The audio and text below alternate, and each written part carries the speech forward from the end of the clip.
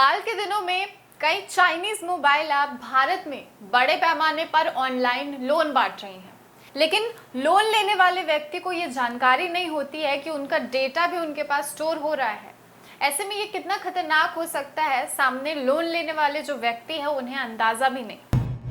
लेकिन अगर आप फिर भी ऐप से लोन ले चुके हैं और ईएमआई समय पर नहीं देने पर आपको परेशान या ब्लैकमेल किया जा रहा है, तो ऐसे में आपको घबराने की जरूरत नहीं है।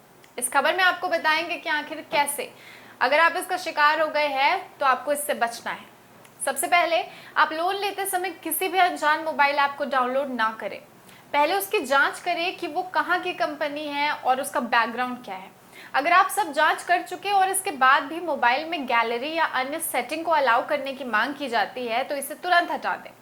अगर आप इसमें भी चूक कर चुके हैं और लोन ले चुके हैं, लेकिन ईएमआई देने के समय कंपनी आपसे ज़्यादा पैसे की डिमांड कर रही है या फिर आपको आपकी तस्वीर या आपके फ़ोन में सेव नंबर पर किसी को फ़ोन करके परेशान कर रही है, तो इसमें आपको घबराने की ज़रूरत नहीं है। तुरंत इसकी शिकायत अपने नज़दीकी साइबर थाना में करें या फिर 1930 पर कॉल कर जानकारी दें। आप साइबर पुलिस की वेब पर शिकायत कर सकते हैं। बस आपको साइबर क्राइम की वेबसाइट cybercrime.gov.in पर शिकायत करनी है। इसके बाद आपकी समस्या का हल हो जाएगा। हाल में रांची में एक ऐसे ही मोबाइल ऐप से लोन लेने की बाद युवक की आत्महत्या तक पहुंच गई थी। मामला करमटोली के रहने वाले जय गोस्वामी का था, जो अब इस दुनिया में नहीं है। पुलिस की जांच में ये तथ्य सामने आए। जय का शव बुधवार को करमटोली अन्नपूर्णा चौक संधू लॉज स्थित एक कमरे में बरामद हुआ था।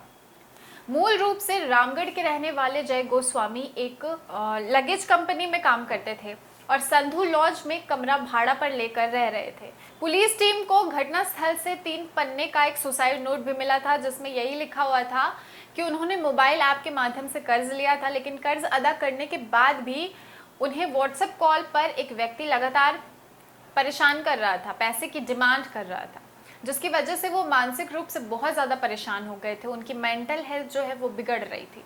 पुलिस को आशंका है कि तनाव में आकर ही जय गोस्वामी ने आत्महत्या की होगी। पुलिस ने शव को मिलते ही कब्जे में ले लिया था और फिर पोस्टमार्टम के लिए उसे रिम्स हॉस्पिटल भेजा था और उसके बाद परिजनों को सौंप दिया गया। हालांकि ये तो एक केस था, मगर ऐसे ही बहुत सारे मामले आए दिन सामने आते रहते हैं। तो अगर आप भी किसी ऐप से लोन लेने की सोच रहे हैं तो पहले एक बार उसका बैकग्राउंड अच्छे से चेक कर ले और ऐसे किसी भी दुर्घटना का शिकार ना बने। और अगर गलती से बन भी गए हैं तो साइबर क्राइम पर इसकी शिकायत जरूर दर्ज करवाएं।